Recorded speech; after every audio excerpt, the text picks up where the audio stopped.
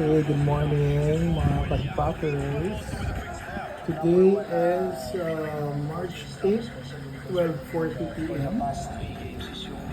Ating ulam of the day is pritong talong, chicken adobo, sarap na. While watching the replay of Ginebra and Northport, syempre, pasok na sa finals ang Ginebra.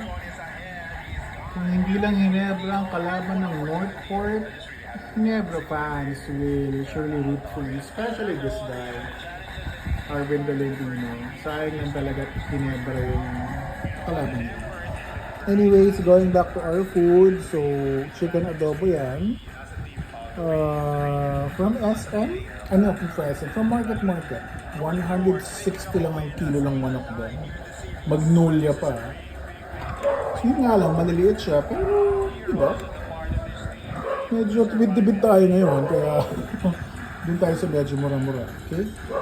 Alright, so check my playlist yung UOTD or Ulam of the Day, okay? Bye-bye, happy eating everyone!